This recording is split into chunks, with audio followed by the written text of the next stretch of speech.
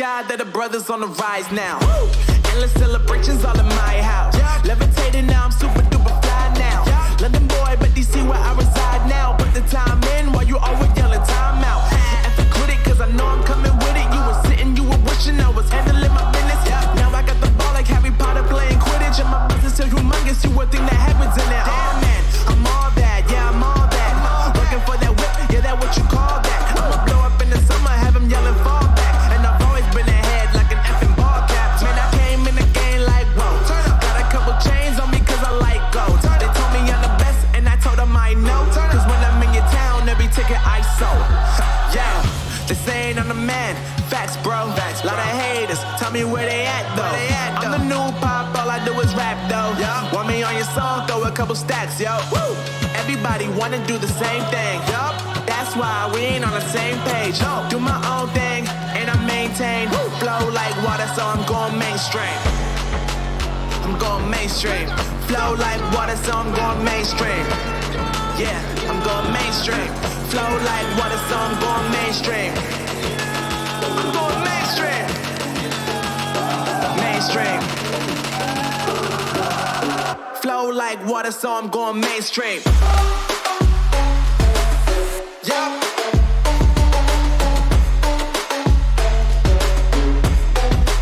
I'm going mainstream.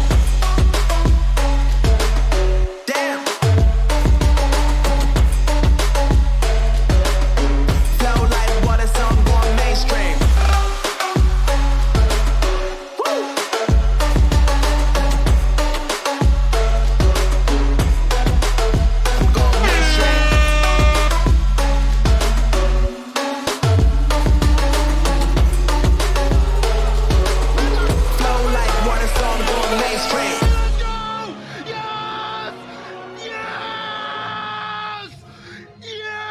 This is not worth it. What's up, grinders? How's everybody doing out there? Oh, goodness gracious. Another sad week, man, and just bad news to report on the stuff that's coming up. But I hope everybody's having a good week. Everybody is. Shout out to everybody coming on in. Shout out. What's up, Thrifty? Hey, man, yeah, I heard your rant earlier, man. Go check out Thrifty's rant on this thing. Just this disappointment in the news that's been late, you know. But it's like, you know, the one good thing I have to say right now, before we get into the bad news, is like, hey, who's enjoying Helldivers 2, baby? And, by the way, Final Fantasy VII Rebirth coming out tomorrow. So, hey. So just to kind of put a nice sugar coating on everything, dude, we got some great games coming and playing some great games.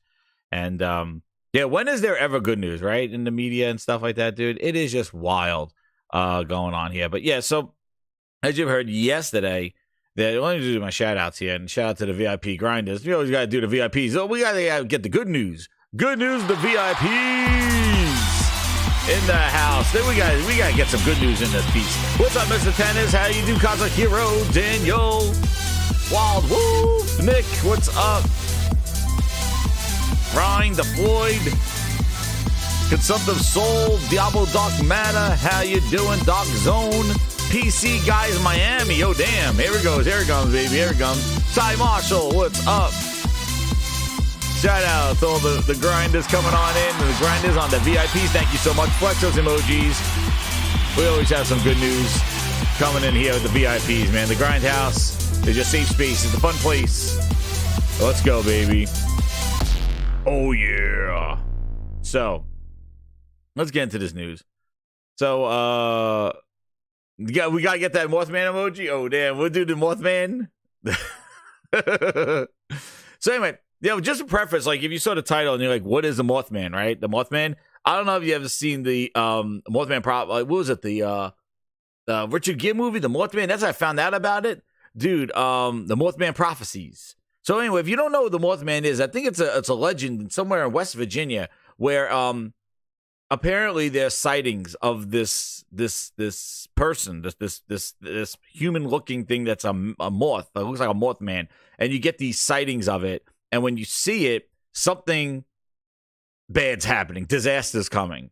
So like it's kind of like a preface that supposedly, according to the legend, is like very there's a lot of energy built up before, and this is like back, I think it was like a bridge fell, and it was like some big devastating event is happening. But before that event, there were these sightings of a Mothman. So the Mothman is an indication that something devastating is happening, is coming, a foreshadowing per se.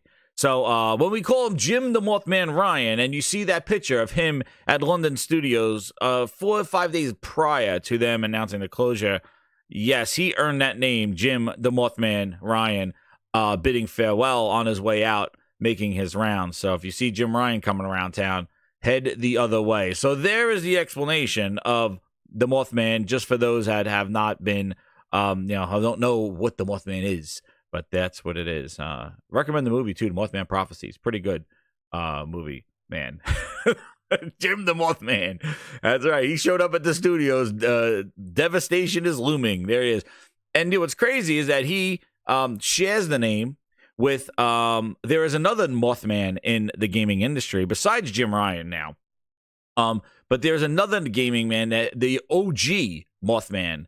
And that Mothman is none other than Phil Harrison. He is the official Mothman of the original Mothman there. So he, when Phil Harrison takes over, he did over with Atari. He took over with Xbox. He went over there. He was announcing about the 24-hour check-in. Phil, and then he was over at Google Stadia, Atari, everywhere that man shows up, it's doom for the entire company. So Phil Harrison, the OG Mothman, has now passed the baton off to Jim Gordon Ramsay, otherwise known as Jim the Mothman Ryan. So there you go. Those are our Mothmen in the gaming grindhouse. Just to let you know, the OG, Phil Harrison, and now Jim Ryan there. Yes, dude, it is Phil Harrison. Dude, when he showed up on Stadia stage, I was like, nope, that's not happening. Do not buy a Stadia. That man is the mooch, is Eddie Mush. Eddie Mush, get him. Nope, that's the Mothman. You do not see. When you ever see Phil Harrison show up, go the other way. You never want to say that he's the head of your company. No Mothmans at all for that one.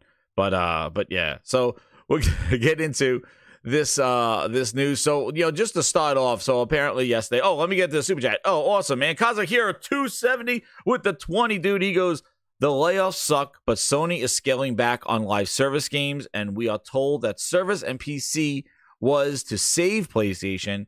Yeah, now Sony is in the mess. I agree with less service and PC, but I don't like the layoff. And Kazakiro, thank you so much for that super chat. And that's exactly, I got some things to support that and my own thoughts on the whole situation, what's going on with Sony as well. So thank you again for the super chat. And hit that like button, grinders, VIP grinders, and all grinders coming on in here. Hit that like button for this gaming bite that we're going to go over. So with that, let's go boost up this article. So this was the what was sent out. About Sony Interactive. Hear what they said. So this is Jim Gordon Ramsay. This is his raw deal here, or the Jim Gordon Ramsay, where's the lamb sauce? And here, this is what he said. The PlayStation community means everything to us, so I felt it was important to update you. Now, mind you, this gentleman, Jim Ryan, is supposedly retiring at the end of March, right? He's done. And he has to communicate this stuff. So, I don't think you're my number one customer. I don't think it's the best foot to step out on, but hopefully he has something in March to cover to fix some of this stuff. But here we go. So he wrote this. Jim Ryan wrote this. He says, we have made an extremely hard decision to announce a plan to commence a reduction in overall headcount globally by 8% or about 900 employees, subject to local law around the globe, including our studios, are impacted. These are incredibly talented people who have been part of our success, and we are grateful for their contributions. However, the industry has changed immensely, and we need a future ready ourselves to set business up for what lies ahead. And that's a key line there. Now, I don't know if PR speak or whatever it is, but change is coming. They had to do this because of change. We need to deliver on expectations from developers and gamers and continue to propel future technology in gaming, which that's nice to hear. So we take a step back to ensure that we're set up to continue to bring the best gaming experiences to the community. Below, I've shared a copy of the email I sent out to the community this morning to provide more context. We deeply appreciate the support and understanding from the PlayStation community. Rest assured that our plans for reorganization and streamlining are so we can continue to deliver the best gaming experiences possible. Hey, that's PR talk there, but, there you go. So this is the email here. So it's important to provide you updates today. I'm writing the sad news, discussions of the past few months. After careful consideration, many leadership discussions over several months, so this is not an immediate knee-jerk reaction, it has become clear that changes need to be made to continue to grow the business and develop the company. We had to take a step back and look at business holistically and move forward, focusing on long-term sustainability of the company and deliver the best experiences possible for our community. The goal is to streamline our resources to ensure our continued success and ability to deliver, and the creators to come to expect from us. I want to be transparent as possible, our partners and community, what this means. So this is their vision. We envision reducing our headcount by 900, about 8% of our workforce. There will be an impact for employees across all regions. Several studios will be affected. And I know receiving the studios will be hard and unsettling based on your location, blah, blah, blah. He says, for those in the U.S., and all impacted will be notified. In UK, it's proposed that PlayStation Studios London will close in its entirety. That's not good. There will be a reduction in Fire Sprite Studio. That's not good for VR. And that there will be reductions in various functions across SIE in the UK. So, the proposed changes mean that we'll enter a period of collective consultation for final decisions. All employees who are part of the collective consultation will be aware of next steps. In Japan, they implement next career support programs, so it's different in Japan how they do this. And in other countries, we'll begin conversations with those who are potentially at risk or impacted as a result of the proposed course action. For those leaving, you're leaving this company with the deepest respect and appreciation. For those that will be staying, you got to make sure you keep the motivation high, right? We will be saying goodbye to our friends and colleagues that we cherish during this process, and it will be painful. Your resilience, sensitivity, and adaptiveness will be critical in the weeks and months to come. This will not be easy. I'm aware of the impact it will be on your well-being. Affected employees will receive support, including severance. While these are challenging times, it's not indicative of the lack of strength of our company, our brand, and our industry. Here you said the industry. Our goal is to remain agile and adaptable to continue focus on delivering the best experiences possible now and in the future. Thank you for understanding, Jim, the Mothman Ryan. And that picture that shows up is the picture that he went to visit the London studio, 5 days before they sent this out. He said that. So that's why he earned the name Mothman there. But I feel bad to all people getting laid off. This is not fun at all. This is very unfortunate. Hopefully they find work somewhere else, especially when they close an entire studio. That is just, that is unfortunate because that's, and I know we'll talk about what London has built and what they've done and what they've been doing. But unfortunately, that entirety of a studio is just not good. But one of the things that, came of this is that, there is the fact that London Studio, the last game they made was the VR game, which is I want to go get that thing from there, but it was back in the PSVR too. 800 is now EA just said they're laying off people. Gadget 800, almost at 800 at EA now. Yeah, one thing I wanted to point out before I get into the London Studio stuff like that. I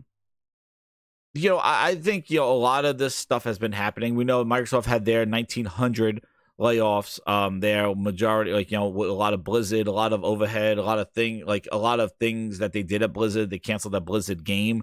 That was savage on their part, having that meeting, integrating them, and then kind of leveling them out.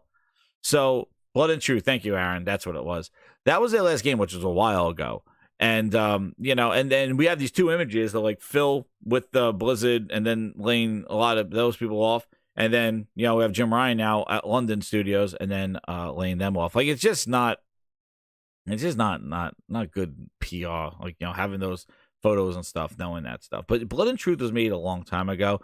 London Studios, I think I have their, what have they made? Here, let me do their, Studios games. And they were apparently working on a service game. That was what they were working on. So these are these are the games that they made over at London Studios. Now, see, if you go here, look at London Studio. This is the unannounced game. This fantasy that we're working on, an online multiplayer game set in modern day fantasy London. This is a brand new IP, and we can't wait to share more when we're ready. So again, it's an online multiplayer game. So this is one of the service games. And if you see that they've been doing this over the last few months, Sony is now changing tune of, the service games. So, end of last year, and it started with Last of Us. It started with the Last of Us factions too, canceling that. And then they said, we were going to make a bunch of service games, and now we're not. We're streamlining that. We're not going to make all these service games. And I think this is kind of one of the fallouts of this is that, hey, studios working on service games, let's pivot. And, unfortunately, we have to do layoffs and not kind of have them change their direction of their game. Unfortunately, I wish they could have them change and not have people lose their job, but unfortunately this I think has to go with along those lines about what the pivot is, that the way they're thinking things over, and one of the things too that I feel that Sony is reevaluating is this multiplayer service future. I think they banked early on in this future, and now they have like, hey, we got to do what we know how to do. This service thing is a thing that we're chasing that may not be lucrative, and there's a very fragile market. As much as people talk about service games, it is a very tepid market in the sense that you really have to engage and hold the attention of the person to get them to continue to invest and buy into these games. And that requires a lot of resourcing and a lot of extra planning and resourcing from the team that I don't know if they're ready to do and commit to. And we heard this when we listened to what Naughty Dog said when Naughty Dog was being very naughty, when Neil Druckmann came on and was like, hey, it was either that service game, factions, and that consumes everything, and we can't work on the other games that we are known for and what we make. We can't work on that stuff. We have to commit fully to this. Now, whether that was all PR mumbo jumbo or whatever that was, because a year before you're saying we got all these 3 big things working on, but apparently maybe Bungie went in there and flipped over some tables, said, guys, you don't understand. Even though Bungie, I wouldn't call them experts in the whole goddamn thing. But I think they realized that this service thing is not just put the game out there and shove content out. You need to have engagement. You need to support that game and drive people's attention in order for them to invest and make that service game worthwhile. And I think that is where Sony was like, hey, this is kind of uncharted territory for them in the fact that we got to continue to service the game. That's the point of the service, and low quality splits of service. Yeah, like, and I think they were incorrect in betting. And this is what I don't understand. They bet so hard in this online multiplayer, and I think a lot of them were just I think a lot of them got these rosy colored eyes, and they saw this future during the pandemic where they thought that this subscriptions and everything was getting this artificial bloom during the pandemic where subscriptions were there. Microsoft was announcing their Game Pass subscribers every 3 months. Everybody was subscribing because everybody was playing games. Like, the gaming industry was kind of immune to all the stuff that was falling out with the pandemic, with the service industry, like the restaurants and halls and all this other stuff and retail and all these other places that were struggling. People were home and doing this stuff. So maybe they said, hey, man, service games, this is where everybody's at. We got all these things. And they went into this generation thinking, because it was right at the turn of the generation, right? But I think they all got all googly-eyed over this shit. And I think that was wrong. They bet too hard too much. And we saw what they were doing. They were making their studios that made the traditional narrative-driven games that sell, that people love them for. And they said, you know what? Let's do this. How about this subscription game? How about the service game multiplayer? Do a multiplayer. And unfortunately, You're my number one customer. last year, we saw, where is it? And I think that's where a lot of these eyes opened. The Piscatellas, he said right here, growth of gaming subscriptions has stalled. According to Sacania's Game Market Dynamics, April 23 sub spending in the U.S. was only 2% higher. And look, on the other hand, big new premium releases in 2023 have done exceptionally well in good old-fashioned sales, particularly in digital. Should be an interesting weekend. So anyway, last year, there was a change. Subscription gaming stalled. Also, and we saw everybody increase their subscription numbers. Everybody was charging more money for the subscriptions that you were getting. Giving you less. Charging you more, giving you less. Taking away 4K. Taking away other features. Taking away this. Adding this. Adding more money. $2 a month. All this other trash. It stalled. And look what happened. Big new premium releases were selling and charting. And that's where I don't understand the narrative now that AAA is the reason why Sony is doing this. No, I think that they are trimming the fat. They're not trimming they're changing course in this service forward business and going, let's focus on what we do best and let's streamline and make us more productive in what we can do and achieve. Now, we could dab and get a little stuff here and there and still do multiplayer and do those kind of things.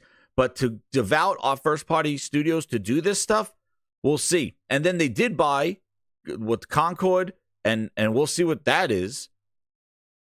And they did buy that. There was a multiplayer coming for Spider-Man that apparently got affected by these layoffs. There was, there was this game. And then the other problem that I have, and this is why I'm going to grind my gears, in this one, but let me get Cosmic Hero's other super chat with 10. He goes, Sony went too hard and now they got to face the consequences. Service gaming has its favorites and that won't change. Sony now has to go back to the basics. And I agree. I think that's what this is. Pivot. This is a Sony pivot.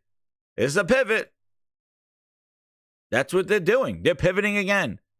And unfortunately, people had to lose their jobs in this pivot, but this is for their business and they say for their sustainability. But I think that they bet wrong. I think they got googly-eyed on this service stuff. I think also the investors, if you remember, do you remember when they would do their investor calls and stuff and everybody's like pushing like, well, Microsoft's doing this stuff and they're doing this and Game Pass and subscriptions and Sony, what do you have? And I remember Sony having to kind of their business ones. And I said this back when they did that stupid showcase. And they were doing that stupid showcase where they showcased in June where it was all service stuff. And it was kind of unorthodox for a Sony showcase. I'm like, what is this? Like, this was Spider-Man was great, but like they weren't showing gameplay of games. They were showing title screens and they were saying multiplayer, fair games, Concord, and it was just like, then I said, this seems like more of an investors showcase. The Sony showcase in June seemed like more, it was built for these investors, to show that, hey, Sony's in this, quote, service industry of gaming where they think all this money is, and the Microsoft push for service games, and what they see with Fortnite, what they see with Call of Duty, they see that stuff, and I think Sony's sort of like, well, us too. We're part of it. And it was really weird of like this very business-driven, of like that's what their investors wanted to see. It wasn't how they typically do a showcase. I was like, if these games aren't ready, why are they even showing the title screens for Concord or Fair Games? Like, what's the plan there? And then not to have these games ready for the first half of the year. Like, we haven't seen any more of them, right? So I feel that they bet and the market changed. And the market is showing that they will pay for quality. And that is guaranteed. That is guaranteed.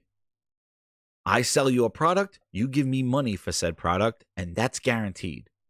But when I give you a service game, I say, here you go, and I sit back and go, all right, guys, stop making content. I hope we keep this count coming. I hope they don't drop off. I hope they stay. That's a lot of hoping. That's a lot of uncontrollable drive of your business. Like, you give them a product for $40, for $30. Does it become a Helldivers or does it become a Foam Stars? What happens? And that is a perfect example of how service games go. You may like Foam Stars, but look at the difference of what Helldivers 2 is doing as a service game and what Foam Stars is doing as a service game. They already had to show you the 1-year roadmap of Foam Stars to show you content that's coming. But you see the randomness in this live service stuff. Look at Halo Infinite. You had the name, but you didn't have the content. That was a free. And look how that dropped off. Who would have thought that Halo being multiplayer available to everyone would have fell off that quickly? How? Now, you look at the dichotomy of a Foam Stars releasing, they put it in their service day one. They didn't sell it. And then you look Helldivers, $40. And just look at that. Service games have so much randomness to it. And then Helldivers now, they already see some things that people are like, well, is farming good? And all this stuff, is farming worth it? People are farming and all this other stuff. And it's like, well, wait a second now. All of a sudden, the darling of Helldivers 2, what are you talking about? Now, here come the caveats. Here come the things. Does Helldivers 2 have legs? I think so. I love it. But does it? And that's the thing. You don't know. But if you sold the game for $70 and you bought it, $70, thank you very much. You bought the game. I don't have to hear you anymore. I don't have to worry if you're going to stay. You know what I mean? I don't have to, if I sold you a product, you gave me the money for the product, that's how much it is. Now, hey, if you don't play it anymore, sorry, dude. Like, sorry, you're disappointed with that. No refunds. You know?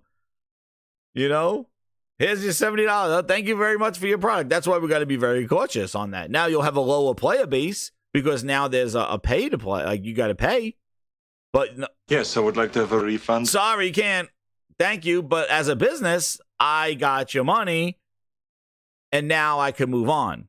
I don't need to try to get you in the door for a low price and hope that you buy something else. Like, I don't need to put signs on the front of my door for 30% off just to get you in the store or give you a doorbuster. Hey, here's a doorbuster. Come in my store. We only have like 5 of them. But as long as I get you walking around in my store, you may buy another product. Yeah, you'll have tons of traffic. Look at Black Fridays, what it used to be. Well, you used to have people walking in the door. You have so much foot traffic, but were they buying the expensive stuff? No, they were buying the cheap stuff. But you wanted that foot traffic, so you got the doorbusters in there. And that's what a service game is. It's basically the cheap, the low cost, free or low cost to get you in the door so that while you're in the store, the game, you shop around, you buy. Now, it's a gamble. Because now you have to keep those people walking around your store. It has legs like Stacy Cuba, Thrifty says. Oh, baby. I think so. Hope you feel better, Ice Queen. Like, I think it has legs. I like how it has the progression. I enjoy it. But if you're asking the sustainability of the business, and now we'll turn it just a little bit into Game Pass, that was a risk. Give this for a low cost monthly, as Phil says, a barrier of entry. Hopefully people play more games, they get hooked, and they spend more money, or they buy stuff, or they stay subscribed. It was a risk. And even when you see what Microsoft's doing on the other end, it's not paying off. It's not generating money. And I said this earlier on Taran's podcast, on his on Twitter Spaces. I'll shout out to him, man. I was saying, like, I think a lot of these, we see this with the Pal Worlds. We're seeing a lot of this differentiation of games saying sold 1.1 million, but 5 million players have played. And you're seeing now this distinction between this is what we sold, but look how many people played. And then I just saw with what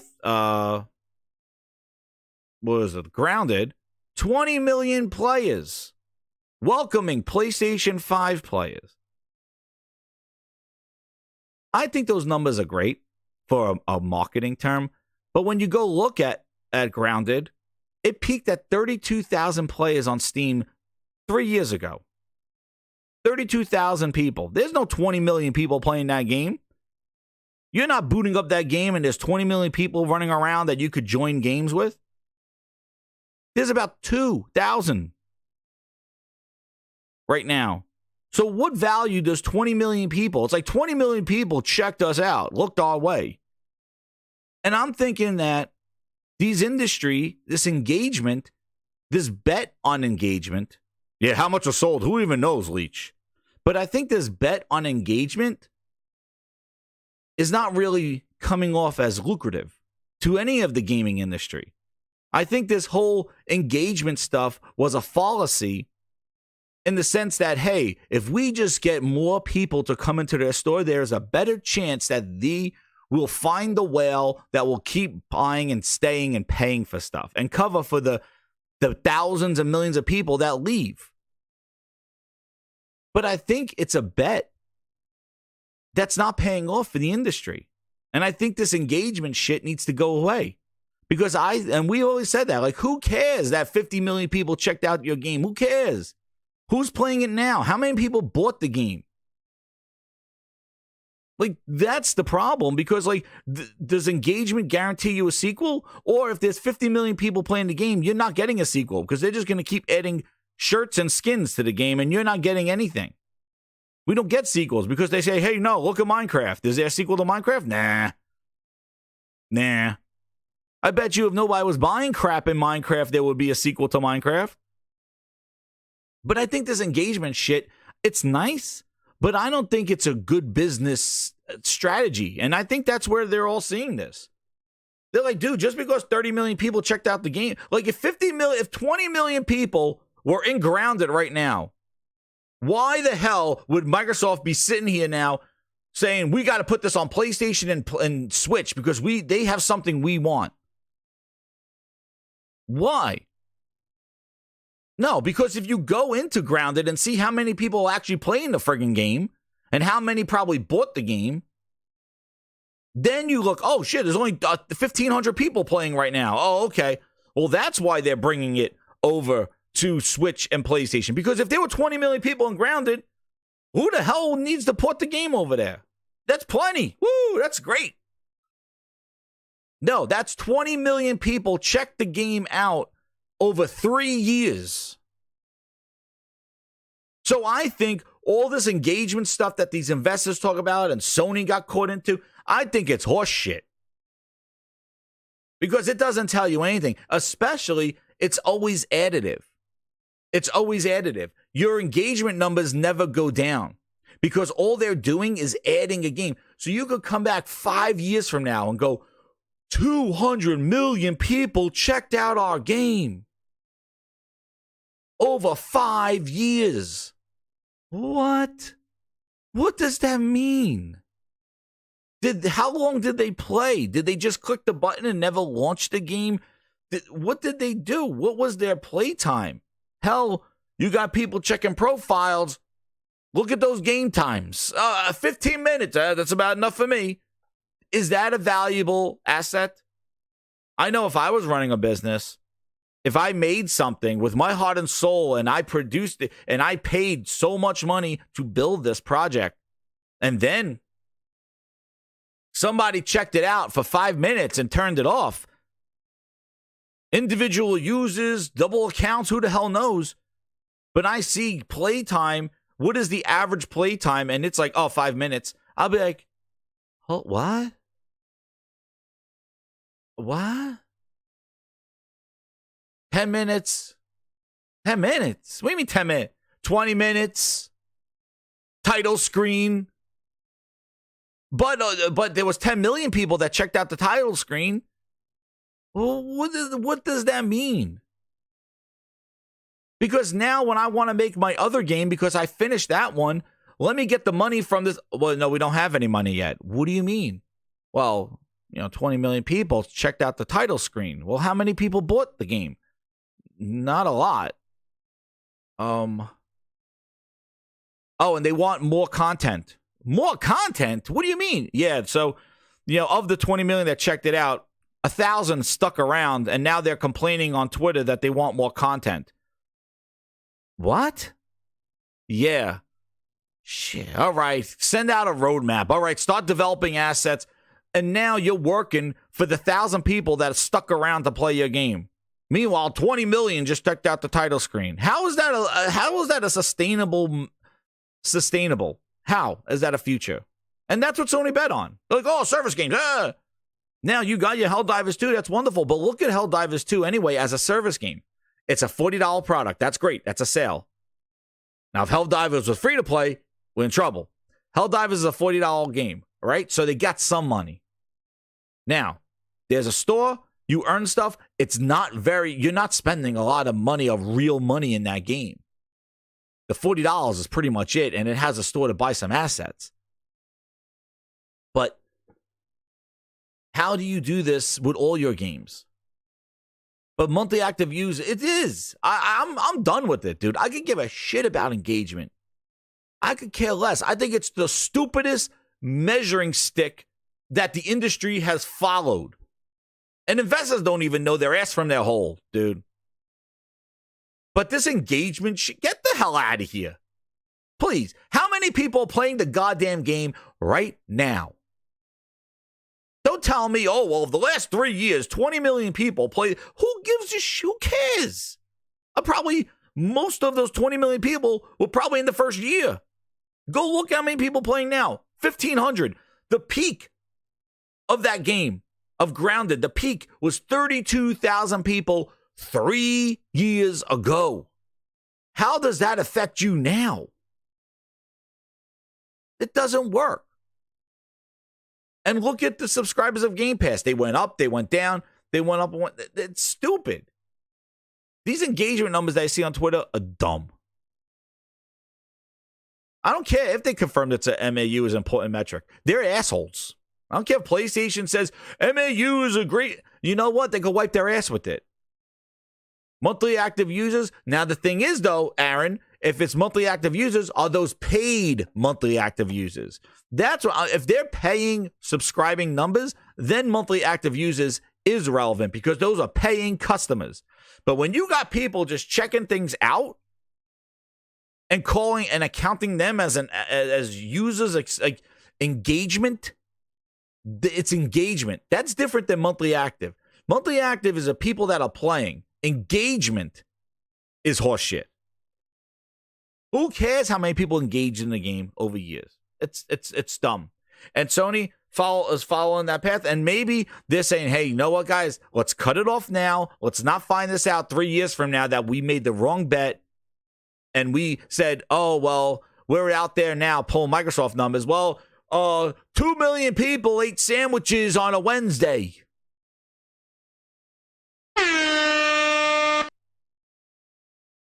That's right. We got 10 million people killed a bug. 21 mosquitoes were killed this week. 1 million bugs have been blown up. 1 billion sandwiches have been stored on your spaceship. 5 million people changed their helmets. Oh my goodness. 10 billion people hit the jump button.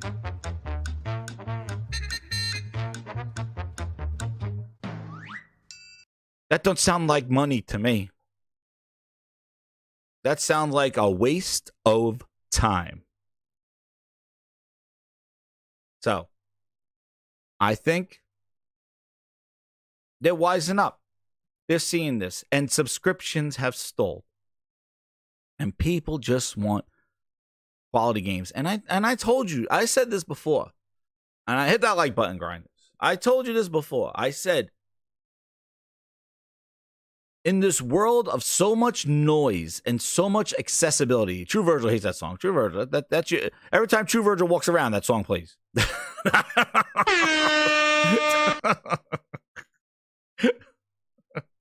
it comes! Oh, he looks around. He goes, "The hell's that song?" I'm walking around. I'm walking around.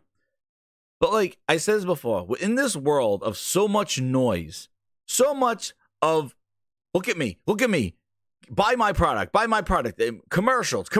Now we pay subscriptions that we were paying to access the content. Now they added commercials. We got away from cable TV to avoid commercials, and now they're adding commercials and ads to our subscriptions, and now saying, hey, we added this. If you want them away, pay another $5 a month. They added ads to Disney. Disney wasn't doing it. I was watching shows with no ads. Now I got to watch a minute of ads before I watch the show, and I'm paying for it. My price stayed the same, and they added ads to now make me pay more to get rid of them. What are we doing here? I'm seeing now they're saying more layoffs. EA just announced they laid off 670 employees. That sucks. This industry needs to wise up. This gaming industry needs to go to what matters, and that is quality games.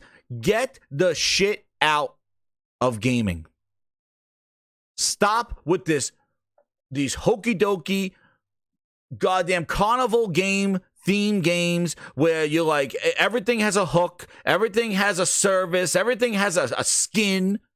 Cut it out. Make a friggin' game and stop with the horse shit. Stop! Enough! Stop it. Just cut it out. Every game doesn't need a battle pass. Every game doesn't need skins. Every game doesn't need all this horse shit. Every game doesn't need engagement numbers. Just make a friggin' game that I could go buy, and it's a complete experience for the price that I'm paying for it. That's all we want. So stop chasing this golden goose. You're never going to be the Fortnite, Sony.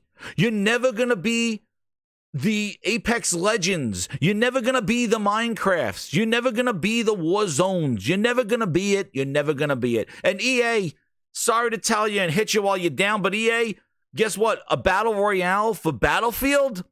Yeah. You tried that already in Firestorm and it sucked. Cut it out. All right? Look what you did to Battlefield. So this is a message to the gaming industry from the gamers. Stop! Enough! Our time is valuable. Our money is valuable.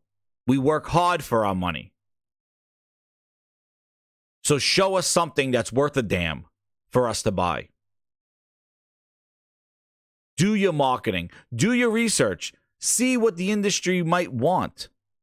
What is doing well?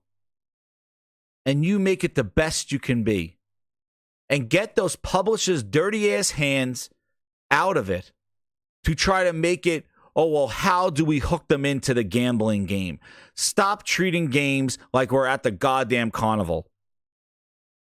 Step right up here, throw the ball in the hole, or get the ring around the bottle. Oh, but guess what? The rings are very small. They're just the same size as the bottle. Stop with the scams. Just cut it out. And when it's free to play, we see that coming from a mile away. There's a reason why it's free to play, because you got some bullshit in there that's trying to hook some people. But if you're going to do something that adds longevity to the game, then you do something, but you make sure that that game is complete and it meets the expectations of what the price is. Then you could add content. Then you could put some extra things. Like I'm playing Grand Blue Fantasy, dude. That game is incredible. They're saying that it's a gotcha game. I guess on mobile it's a gotcha game. But the way that game is, like, I'm satisfied with what I'm playing right now. I don't need, there's a grind in there to get the other characters, to level them up. But the game itself, you could put that in there, but don't hurt the base game, because what I'm playing is actually incredible. The boss fights, everything is there. Same thing in Helldivers 2. You want to put a battle pass in there, good, but don't depend on it. Congratulations, you won a goldfish, dies in a day. But I'm just like, come on, guys. They did this to us already with the loot boxes. And we fought back. Like, they did this trash on the loot boxes. Nintendo, like, exactly, Ben. Nintendo don't put any of that bullshit in their game. And how are they doing fine? Yes, what? They make low, not as graphically intensive games. Nintendo don't do it. And they're fine. Look at them. If you want to make some sucker games, then make some sucker games, but don't bet your company on it. And I had when Sony's like, we're going to do all these service games and not take away from our other ones. They're bullshit. Now we see what happens, Sony. Those service games were taking away from your other games. And now you had to pivot. You realize, like, yo, it's not about these service games moving forward. We need to pivot. What's up, Cyber Dragon? How you doing, man? He's a sup mods, chat, grinders, and the host. Me, yes, right. What did you say? What did you say right there? Play the games you buy the games you play. Amen to that, dude. Thank you, Cyber Dragon, dropping facts in the gaming grind house.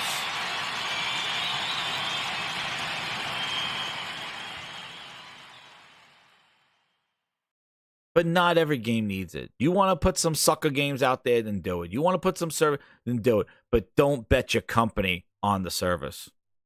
On their little gaga. Don't bet your company on the services. Phil Spencer! Phil Spencer! Phil Spencer! Phil Spencer, baby, let's go! Yes!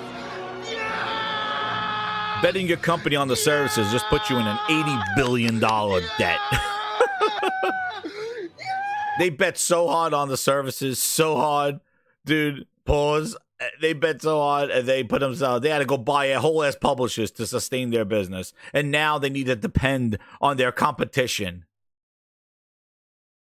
Because guess what now? Microsoft realized they need to sell games. Yeah. Retail's drying up. The people they got left are subscribing, getting their shit for free. Or $17.99 a month and dropping at 20 million people. Dropping down, now 34. They were 25, then they went to 21. Now they're at 34 because we added do all the things. Drop the A or move the 1, exponents here. Yeah, 34. But that's not growing. And now they realize they need to sell their games. And that's why you're seeing this huge marketing push of these Pentiment and getting a physical release. And you even look at Grounded, getting a physical release. You go look at these games getting physical, getting marketing. 20 million, come play. Why? Because they are selling these games on PlayStation and Switch. They're not going in a subscription on their platforms. They are trying to sell the $40 or the $30 that Hi-Fi Rush is, the $40 that Sea of Thieves is. They got to sell those games. That's a pivot. And there you go. That's Microsoft's pivot. They realize what's up, Zuby?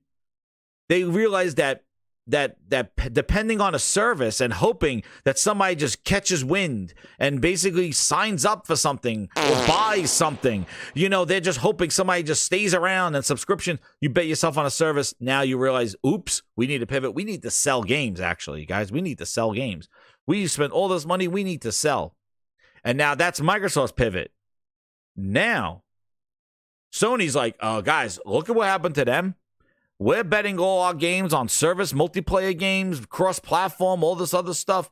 We need to do what we do best. And look at what Nintendo's doing. They're just doing their stuff, and look at them. Let's do what we're strong at. Let's not depend on the service and taking off our studios and having them live and die by the service and content, because there's a lot more. And maybe Bungie, with their dumbasses, went in there and said, guys, we suck.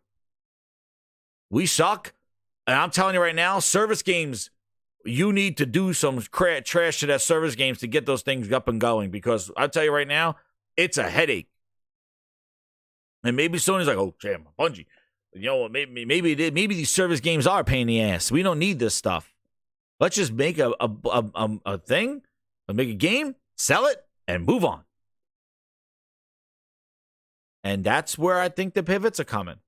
I think all these companies, the gaming industry, got all goo goo gaga over free to play service games. Michael Pachter talking out his ass, all these clowns, these analysts, the subscription, just like they told us in 2012 how we were all going to be playing on iPads and phones. Oh, yeah, the consoles are dead. Everybody's going to be playing on an iPad. Anybody in the chat, you can hit the like button, hit the dislike button if you are currently playing on iPads and not playing on a console or on a PC. The iPads have taken over. Everybody's playing on iPads right now. Is that what we're all doing? Everybody's playing those free-to-play iPad games. Yeah, I don't think so. So they told us that was 10 years ago. They said that was our future. So, everybody living and dying of subscriptions? Oh, and Psychonauts 2. Anybody? 12 minutes in Hades. And they're all on Game Pass. Somerville, a Plague Tale Requiem. What to play first and what to play last. Star Ratchet 2, Ground, Shroom and Doom. 'Cause they're all on Game Pass. Among Us, The Ascent, and more. On Game Where's the lamb sauce? So I don't know what happened, but all I know is that, unfortunately, people lost their job, and now the studio closes, and that multiplayer game is done. And then also, too, they shut down, the other thing that kind of ticked me off from the Sony thing is that this VR, excuse me, Sony, Sony, yeah, I have something to tell you. Yeah, Sony, you talked about the VR 2 for the longest time, Sony. You had it at CES. You were talking about this VR 2, and you had the Horizon in there. What happened? Why are you limiting Firesprite Studios? Why is VR not... What is your purpose then? And now bringing it over to PC for what? You want the PC? Are you stop making games? Are you saying, hey guys, first party, yeah, we made Horizon, we're done, we're checking out. So guys, you could repurpose your PlayStation VR headset, VR2 headset, and use the PC library. Is that you cashing out? What is going on? You wipe your ass with that VR2 now. Because I even said at the end of last year, I was like, where's the push for VR2, Sony? Where are your games? Nobody wants a better MetaQuest 3. MetaQuest has zillions of games and experiences more than the PlayStation. You didn't make it backwards compatible. And then, well, thank you, Aaron. You must feel bad for me then, because I'm the early adopter with the PSVR 2. I was sold a lie. Now they tell me, oh, you can repurpose it on PC. I don't want it. What does that mean? Are you done? They're like, go enjoy the PC library with PSVR 2. We're done. We're going to give you MetaQuest ports on PlayStation. You get a better MetaQuest. You know what? You get a better MetaQuest. You can plug the MetaQuest into the PC. What are you doing? Yeah, Lonely, I did. Because they launched with one. And guess what? I'm not even talking about PSVR 2 games. Where are their VR 2 experiences?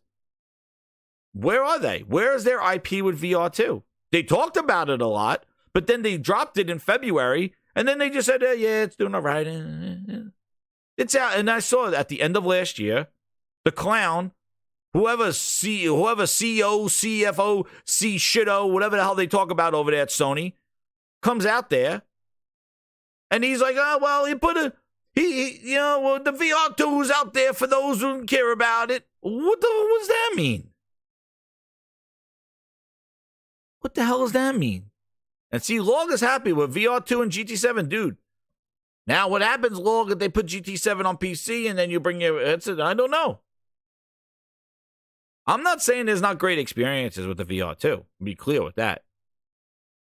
But, and not saying there's games either, because they have brought games over there. But the way they talk about it and what they're doing now to the studios and even announcing games for it, where the hell is their first party with their stuff? Or even putting VR modes in anything. Like, I don't see a big push for them. I was surprised they didn't have anything big VR-wise in the holiday. I don't know. They canceled Fire Sprite's live service game. Is that what they did? They were making a live service to Fire Sprite. You know what? I give you my rant of service games. They have tons of games in there. I want to see what they're able to do, and I don't know what this PC thing is going to be. Is it them just going, hey, go play something else, go use that thing, go repurpose your PSVR 2? Is that the PC push, or are they going to put their games on PC and you could use your games over there? Because it's very confusing, this whole putting their PSVR 2 on PC. Like, does that mean that you're bringing your VR games over there, GT7 or something like that? Or is that repurposing it because the content, you don't plan on bringing a lot of content here? And you just say, hey, take on the PC content. Because it gives you more opportunity on PC. Like, that headset is great. And the technology in there is great. And so if it works on PC, that's great. It's probably the cheapest, highest technological VR headset for the price on PC. And that would be wonderful. But what is the message here? And again, it's the messaging of it. What is the message? They're not talking very highly about it. They came out in their own vlog, in their own blog, with 2 game announcements at the bottom saying we're actively making it. They're officially supporting PC, because I don't recall the VR 2 officially getting supported by Sony. I think that was hacked, or some dev made it up. This is actually officially getting support by Sony on their PC stuff. So maybe they plan on, I don't know. Do they have VR games to bring to PC? Who the hell knows? I don't know. But all this is not to tell you that we don't, they're games. It's just, I want to see a bigger push for VR. They went out of their way to tell us all about VR too. They put this thing out there telling about the eye tracking and the head vibrations and all this other stuff. That, you sold me this incredible thing, and yes, it has done some incredible experiences, but like, all right, metagames, okay. Okay. Really, Gadget? We're going to pivot. I got to see what's going on with this EA stuff. This just happened now? Hold on. Let me see this EA stuff. But I think, I think hopefully they get. Oh, no. Rockstar's asking employees to come back to the office. Oh, Jesus. What's this? What? Oh, my. What is going on here? They canceled Respawn's Star Wars game? Oh my, what? Development of a single-player part of Battlefield moving to Criterion. What, EA? Oh my God, EA is a piece. Oh my God. Oh, come on. Respawn. That was a developer that needed to be bought. If you want to talk about buying shit, somebody should have bought Respawn and get them away from dirty ass EA. That's somebody that should have been bought, and Titanfall should have been made and made into the Respawn. God damn EA. EA doesn't even know what the hell they're doing. Let's see what this thing's going on here. EA. So as we talk about Sony's layoffs, how EA, hot off the presses, EA is laying off people. Who's there, Mothman? Laura, you the Moth Woman? Yeah, the Laura is the Moth Woman. Here we go. Let's see what they got over at EA here. Over the past 6 months, you heard me talk about aligning our portfolio and organization. Now, I'm going to tell you something. No EA rant. I'm going to tell you something about EA here. EA has gone to shit after Apex Legends. All right? Apex Legends showed them that's what service games do. They hit the service game so they could go on goddamn vacation. Apex Legends hit, and EA's like, oh, stop. We don't have to make games anymore. We're done. We're done.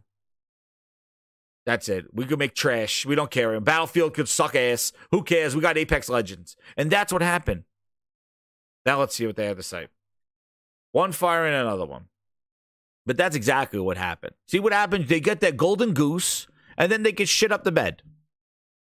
That's what they do. And that's what all they want to do, these companies. They want to make their golden goose. Microsoft got Minecraft. Now they got a Call of Duty. And now they can shit in the bed, and nobody says it smells. That's what happens.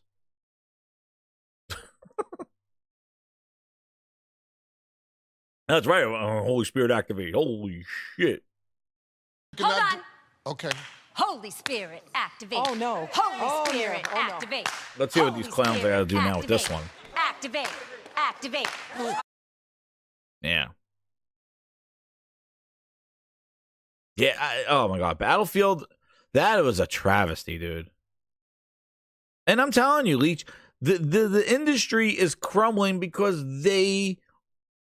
they're chasing they're chasing the wrong shit.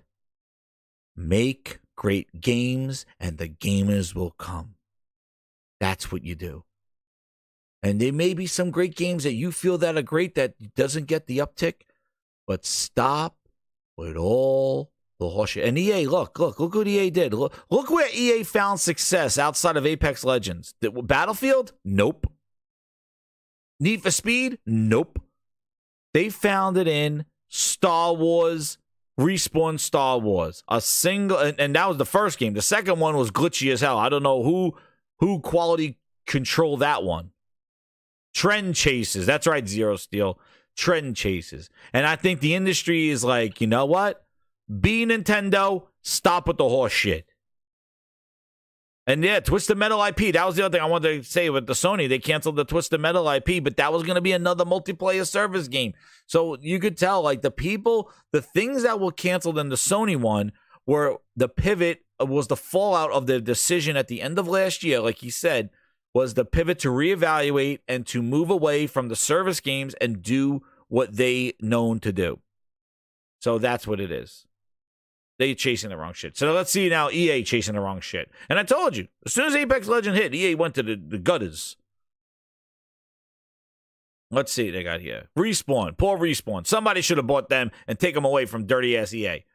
Respawn's unique ability to connect with players and create exceptional game experience. As we looked at Respawn's portfolio over the last few months, what's clear is that games our players are most excited about are Jedi and Respawn's rich library of owned brands. Oh shit, they're talking about Titanfall? Knowing this, we have decided to pivot away from early development Star Wars first-person action game. Besides Republic Commandos that came out ages ago,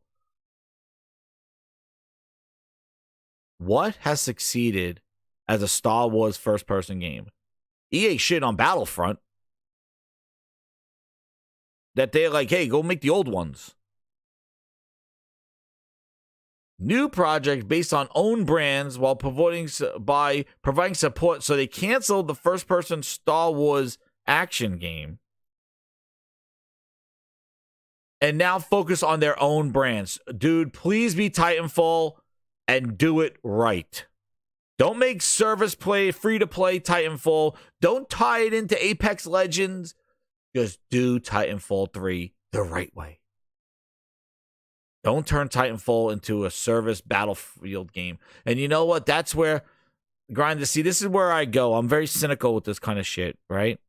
Battlefront was good after they took the loot boxes out of there. Oh, shit. That was a loot box fiasco, dude. Battlefront 2. Oh, man. Talk about hurting that game. That game died because of those loot boxes. This is what I'm hoping. This is what I don't want happen, Grinders. Hear this.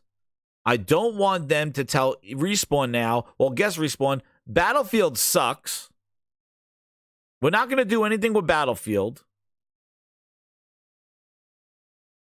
We want you to make Titanfall our Battlefield.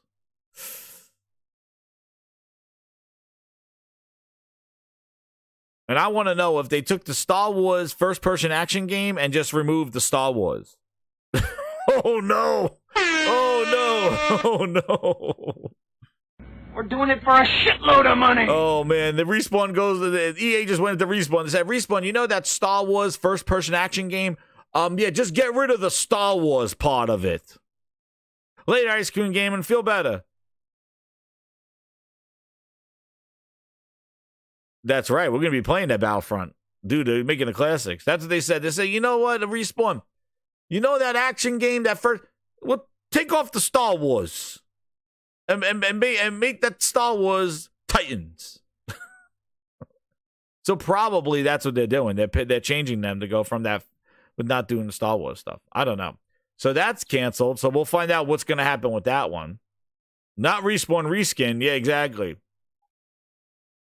See those troopers? See that AT-AT? Yeah, we'll turn that AT-AT into a Titanfall. All right, good. That AT-AT, yeah, you know what? Have it drop down from the sky. Have somebody jump in it, and now we got Titanfall. Good job. Excellent. I'm a genius. I think it's time we tried something new. There you go, Grind. See, I told you. That's exactly what happened. That's what happened. Battlefield Studios. Battlefield is ambitious. The project making the team, thanks to the leadership of Vince Zampella and Brian Bede. Okay. Today, with the largest Battlefield team in history, Marcus Leto. Now, apparently, this guy was the co-developer of Halo. He left. So there's some news right there. You can envision a sweatbag. Exactly. It's beautiful. So he left. He just left 343. He was a co-creator of Halo. He left. Well, I think that he was at 343, but he was a co-creator of Halo. And now he made a personal decision to leave the project to ensure work continues. So wait, he left Battlefront? He was a co-creator of Halo. Oh, he left. To ensure our work continues uninterrupted, we appointed Criterion. Leadership by Criterion? What are they doing with Battlefield? Oh, here we look at this. Look at this. They got DICE, Ripple, and Criterion. Dude, Criterion does the cause in Battlefield. Let's do a modern day Battlefield. Whoop, whoop. The sound of the police. Whoop, whoop. What, Criterion? Look at this cluster. Jesus. Okay. Well, enjoy. Next Battlefield experience. And then apparently... Please, I'll believe it when I see it, Grinders. EA got me at the believe it when I see it. That's what EA got me as. I'll believe it when I see it. Mobile, here we go. Mobile continues to be the largest gaming platform, and we see strong growth opportunities. Here they go. I tell you.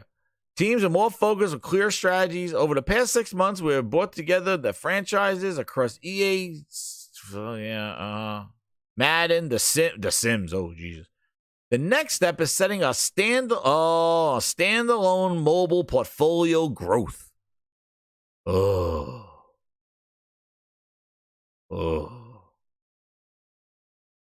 Over the past few weeks, we've announced we're sunsetting.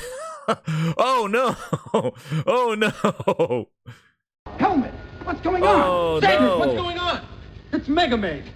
Look. She's gone from suck to blow. Oh, no. They're Getting all her ass sunsetting. back. Do something. Do something. Do Look something. at this. They're sunsetting Kim Kardashian Hollywood. Oh no! We suck again! Lord of the Rings, Tap Sports Baseball, and F1 Mobile. Oh no! We suck again! These games have entertained many people over the years, and it's the right time to focus our time on remaining games in our portfolio, which we believe to grow. We have some great titles and optimistic about where we could take our library of owned IP. It's not lost on me that these changes are more than words on a page. There we go. Difficult moment. So this is the pivot. The big thing is that they canceled the Star Wars first-person action game and said they want to focus on their own brand. So they basically say make that Titanfall. Battlefield, the person left, and it's still being seen. And now they added Criterion on to oversee it.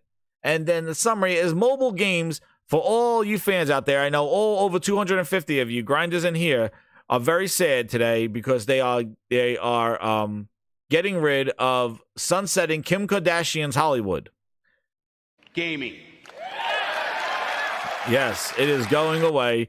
They're sunsetting Kim Kardashian's Hollywood, Lord of the Rings, Tap Sports Baseball, and F1 Mobile. That sounds like it needs a booty drop. That's right, a booty drop. But Kim Kardashian's Hollywood. Hey!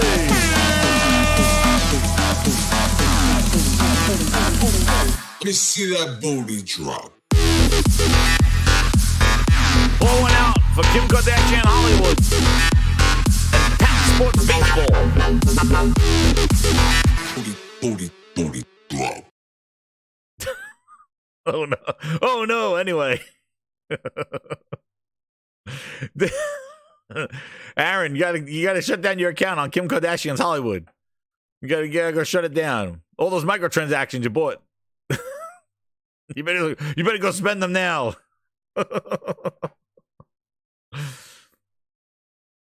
Phil Spencer's licking his lips on those games. He's like, whoa, Tap Sports Baseball. Who needs this show? Phil Spencer's sitting there. He goes, Kim Kardashian Hollywood. I seeked opportunities in acquiring Kim Kardashian Hollywood for Game Pass. More gamers to play Kim Kardashian. More hands. Stop! Enough! Our fans will love to go And they little gaga. playing their Kim Kardashian Hollywood. What are you doing, Kim Kardashian Hollywood? I need some research done. Phil Spencer's over there. He's like, He's gonna go there. He's like, EA, don't shut it down. Let's put it in Game Pass. Our fans love Kim Kardashian.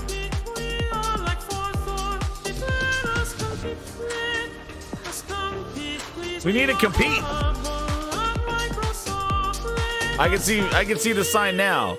Xbox welcomes Kim Kardashian to the family. Oh, damn. Launching on all platforms. Oh, man. I see it right now, man.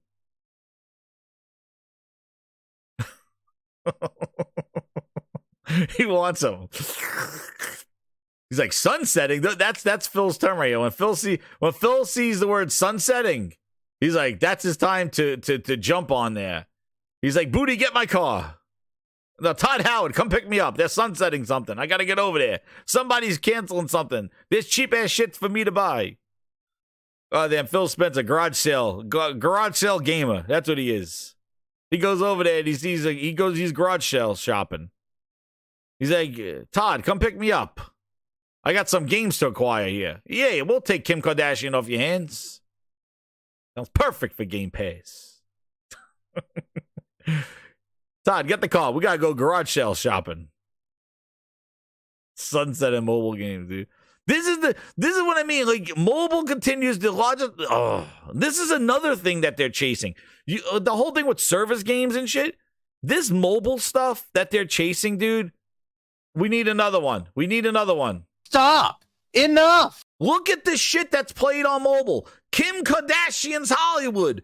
Tap Sports Baseball.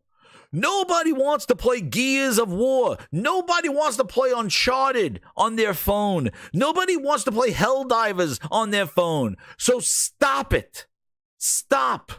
If you want to go to the mobile audience, grab yourself some Kim Kardashian, put her ass in the Titanfall, and let them tap on it. Because that's all they're doing. It's a tapping game. Nobody wants. So look at that mobile market and go make mobile games for that shit. Go make slots and all that other trash that's on mobile. Please. Nobody wants your console and PC shit on mobile. So stop it. I'm done. I'm done with this mobile chase. The mobile market is huge. A huge growth opportunity. Stop. Enough. If you want that opportunity, then go make some friggin' mobile games. Go make Master Chief tap the armor off his body. All right, that will be wonderful. I think Paramount Plus, Master Chief, the mobile game. You basically get a Master Chief, he's in full armor, and then you just tap on him, and he starts losing his armor, and it reveals the Master Chief Paramount Plus. Look at that. Billions of dollars. Billions. Sold. There's your mobile game, bitch. There it is, right on the Windows Store. Casino games and slots. And then you use a slot machine to earn tap points. So you hit the button, and then you get a slot machine, and then you get a tap, and then you can tap. It's like those games where they have the girl that's all dressed up, and then you unlock little parts, and you get to see a body. You do that with Master Chief. It works. Trust me, it works. You solve a little puzzle over here, you get a credit, and you can take off a piece of armor of a Master Chief, and you can see his ass. Because that's what they do on Paramount. Or you can just watch the Paramount Plus Season 2, and you can see his ass. That way. If you don't want to play the game and grind to go see Master Cheeks, you can just go watch Season 2. He's naked the whole friggin' show. A goddamn nudist. He's a goddamn nudist on that show. Running around. He saved Halo Reach with his dick swinging in the wind. I don't know what the hell's going on in that game, that show. It belongs on, that belongs on Skinamax. Goddamn, Season 2. Paramount Plus Master Chief. Hell out of here. Guys running around Reach naked. But there's your mobile game. Master Cheeks, tap on his armor, take it off. That you want to chase the audience? That's the shit they play over there. That's what they play. They don't want to play friggin' Gears of War 5 on the mobile phone. He's a naturalist.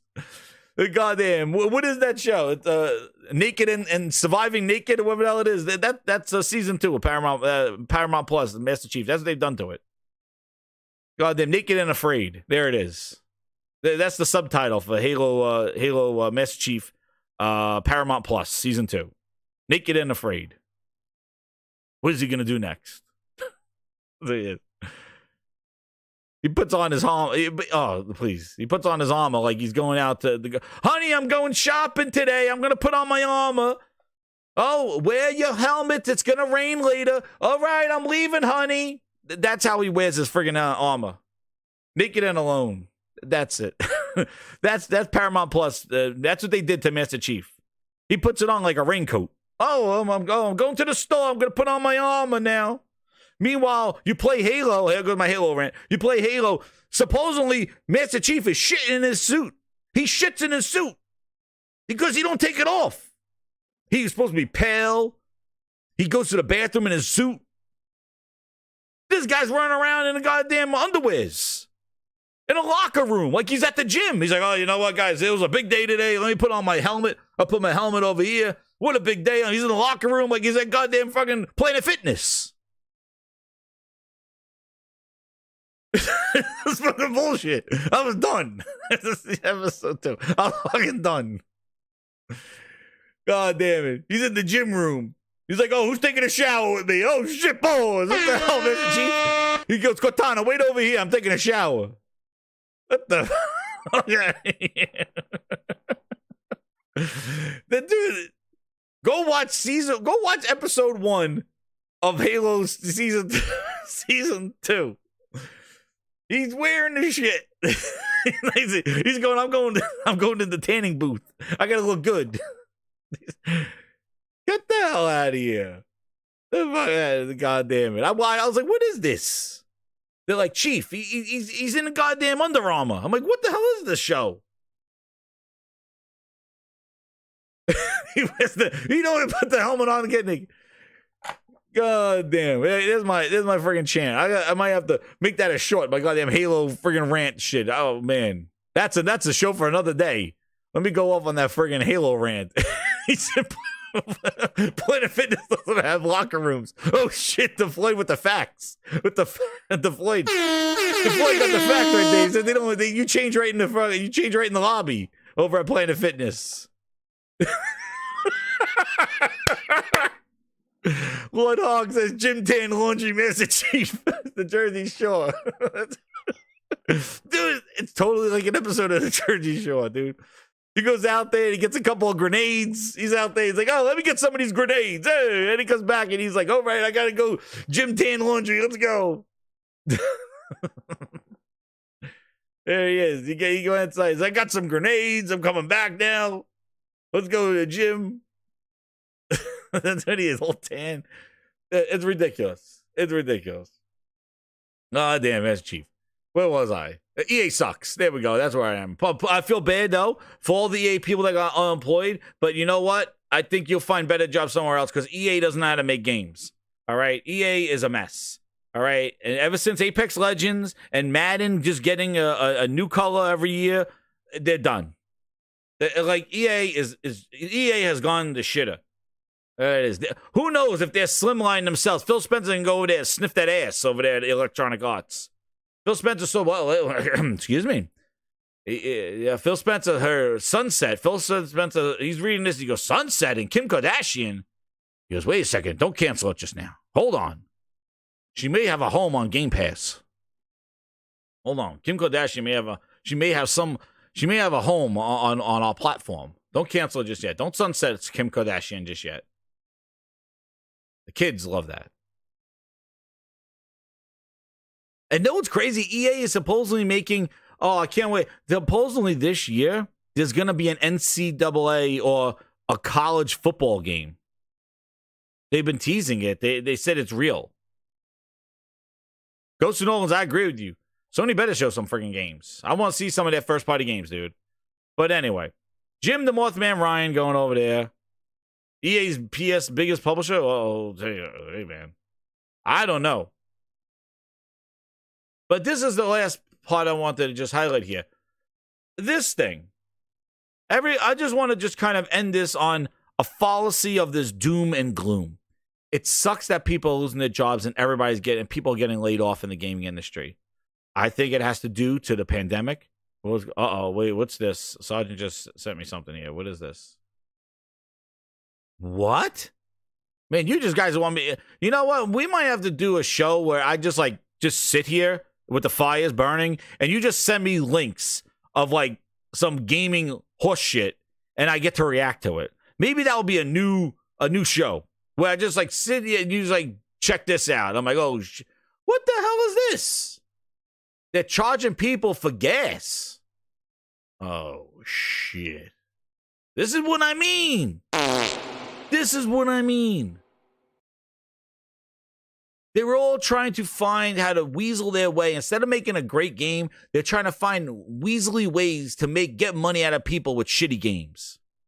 It's all due to the pandemic, Josh. This is what's going on. The bubble, they brought in all these people thinking the service, subscriptions, we could get more money out of people and all this other shit, which feels like there are two options. We could get more money out of people or we could grow our audience with the people we already have. Phil, you did both because you did increase the price of Game Pass. So don't say you're just the latter, Phil. So I caught him on that one. But what is this shit about? What is this? Some things we can't do. Yeah. Leave it to EA to screw up this magical formula and make games more boring. According to Crave Online, the video game publisher has struck upon a truly terrible idea to charge players to fill up their gas tank in an Orwellian titled Need for Speed No Limits. Well, the limits are your pocket of how much money you... Or play the waiting game. Oh, see, this is the mobile trash that they put in there. This is what they do. They did this in Candy Crush. Wait for stars. You can only play right now, but you got to wait an hour till we replenish your stars. They're going to do the same thing with gas. This is a classic weight gating they call that. Something that may be poor design in mobile games and inflict on players. Okay. But in this case, it's not only saps from the front, but it does by reminding the play. Well, what is this game? Is this a plan? Yeah. So, paying real money to fill up the tank. Really, the more fun you have with a car. Whether this makes it worse, EA no odds for Dungeon Keeper is hard to say. It says this game is out on iOS in some regions, and players already are complaining, and rightfully so. So there you go. So they got the mobile aspect in it, where you wait to get gas, or you could pay to get gas. The weight gating. This is, and they say we want to chase mobile. The mobile's the great opportunity. That's what mobile games do. And when you hear these clowns going, the mobile space is huge opportunity for us. This is the trash that's in mobile games, dude. Exactly, the floor. Go electric. Yo, you imagine that? You could play your game and it's like, well, anyway, you plug in your charger. I don't know. This is just, I tell you. But this is where they say they want to chase these mobile games.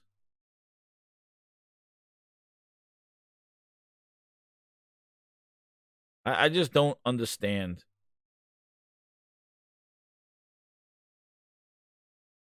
I just don't get it, dude.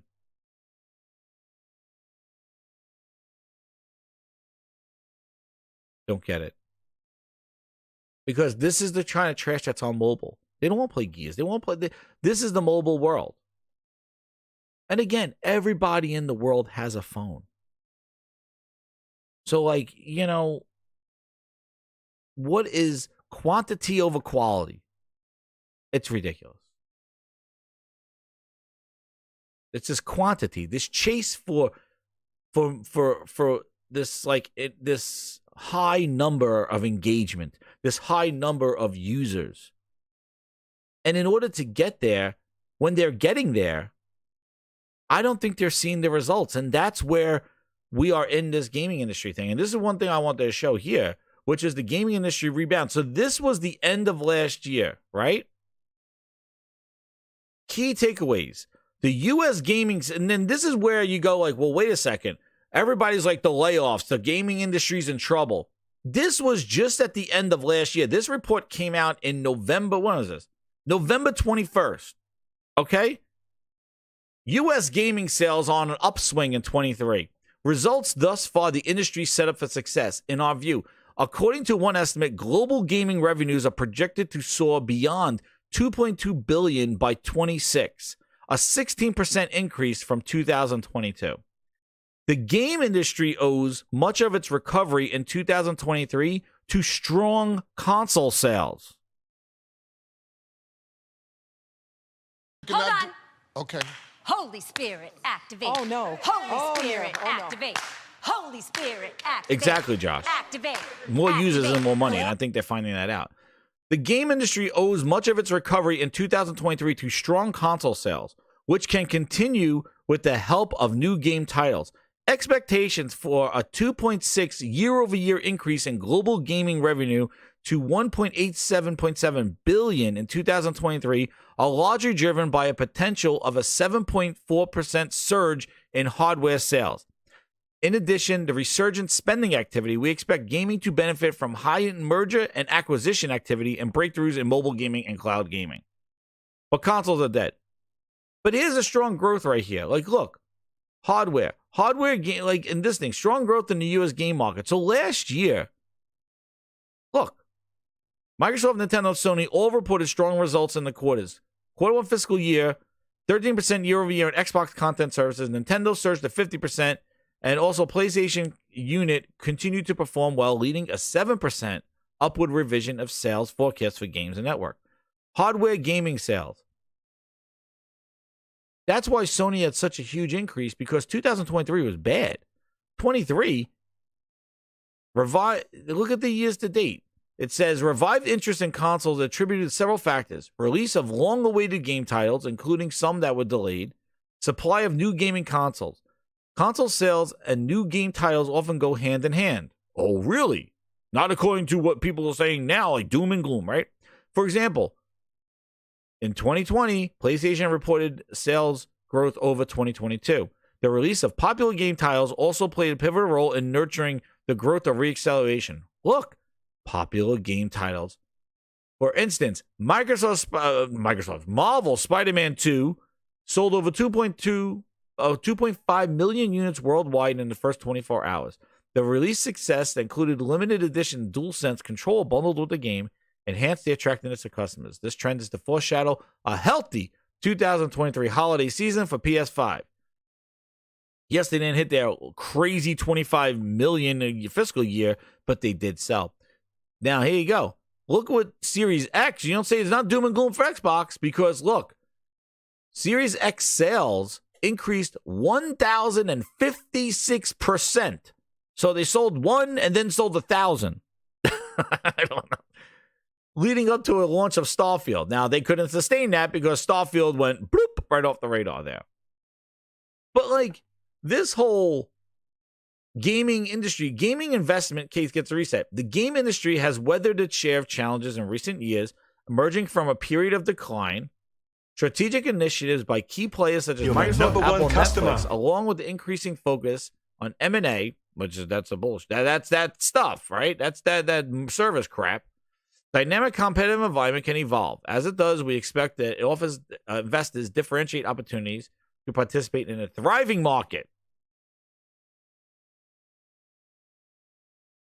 Meanwhile, gaming valuations remain at historical lows, further boosting the investment case. So keep investing, I guess. It's investment is the issue. That's right, Josh. Let me get Cosmic Hero with the 20. Thank you so much, man. He goes, Western devs are falling off the cliff, and it's going to be Japanese and European devs. 2023 was an amazing year, and now it's all doom and gloom. Sony sold 21 million consoles. These doom and gloom morons can suck it. And I agree. I think it's a pivot. That's what I think it is. I think this is a whole pivot from the growth. Remember, gaming has been bigger. Gaming is huge. And I feel that there was a lot of kind of wide eyes on wrong metrics, on wrong things, and wrong projections. And I think you just need to do what you do best. And if you make great games, then continue to make those great games. Don't lose sight off the prize. And you can make the case here that, you know, hence, I think that's the fallacy of Microsoft and Xbox. They took their eye off of quality games and chased the subscriptions, active users, engagement trash. And look, it got them now to the point that they're at where they need to sell games.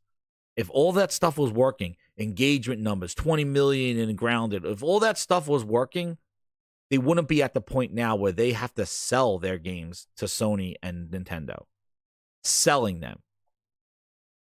Oh, MAA's mergers? Thank you, Josh. I don't know. Again, business-wise, all I'm trying to show in the friggin' thing is that we had it was a great year last year. So I don't all of a sudden how you have a great year and now everybody's like, it's over. The gaming industry is in the shambles. The shambles. Surprise mechanics, right, Ryan? All this crap. No, I think the gaming industry needs to grow up and they need to mature and realize that people are not falling for the bullshit anymore. That's what I think the message has been sent. Now, of course, that's not saying that, you know, trick mechanics and battle passes are not going to be successful. But I think they need to be fine-tuned and be better because I think they have negative connotations with them. And I think that there needs to be a sort of revolution of what this service looks like, of what multiplayer games look like. And you can't have those games take away from what you do best.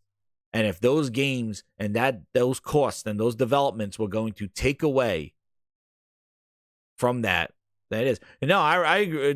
Dre, PX, it's not in great shape. You're right. Like, it's not great. It's not like it's booming because it's been a very fickle environment. And they're trying to find their way. People are trying to find their way and everybody's pivoting. Except Nintendo, who's going to have to pivot everybody to a new console.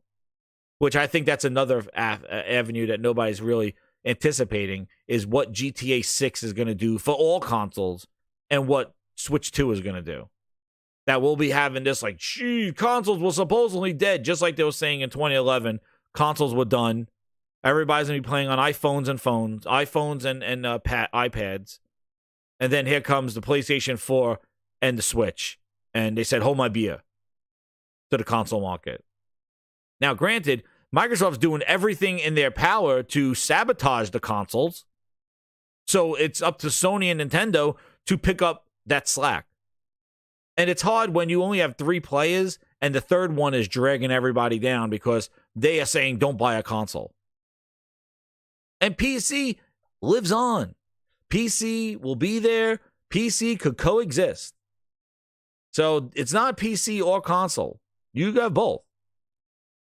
But PC is a whole different world. That's a different gaming experience. There's more steps to get to where you just turn on the game and play it. And where you can play it. Like I have my PC right here. I could play a game here, but I'm sitting in the same office chair that I sit in when I play a game, when I do work. So this is not the experience that I could go sit on my big projector and go play over there in my lounge chair and play it on the big screen with surround sound. Now, granted, I could go bring my computer over there and go plug it in. Then I still need a wireless keyboard and mouse on my lap to navigate to get to where I need to go, to log in. And you can say, oh, well, Steam Big Picture. Yeah, in order to get the Steam Big Picture, you still got to log in to Windows. Oh, where's the keyboard? I got to type in the code. You know, all that stuff. Even on my Legion Go, it's so annoying that you got to turn it on and you got to type in your Windows ID to get into it. I'm like, it sucks. Or your fingerprint. Like, what the hell? We want to play a game. I got to swipe up and use it as a tablet. But that's a knock PC gaming. Like, it's there, it's great. The power's great, the what you get, but you got to put up an investment. But again, I'm not here to tell you either or. I'm just saying, well, the console market, it's not, it's over. It's dead. We've heard this before. But I'm telling you, it's a pivot. I think that last year, those subscriptions drying up across the board of everything, all of entertainment, and how service games were getting canceled. Look at all the service games that got canceled last year. Sony's sitting there going, guys, we're going to make 10 service games in 2 years. And then you go look, it's like, well, okay, well, EA's dodgeball game is done. Metaverses is done. And you watch all these service games just drop. And if I look over my shoulder and I say, oh, yo, we got 5-6 service games coming out, I'll be like, you know what? Yeah, let's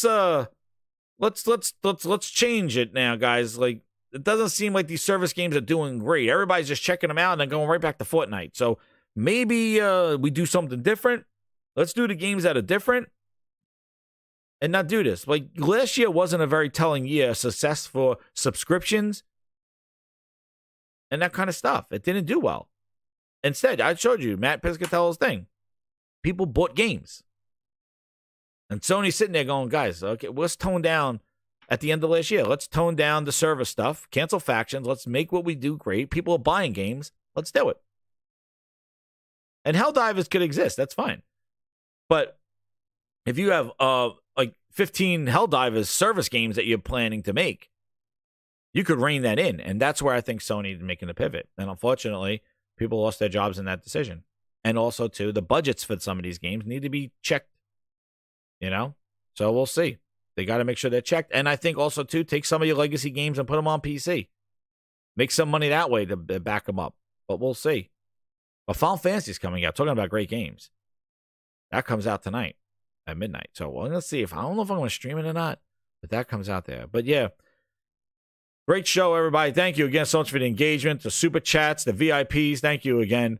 Again, you know, I don't like to report on people losing their jobs. Hopefully they find some work.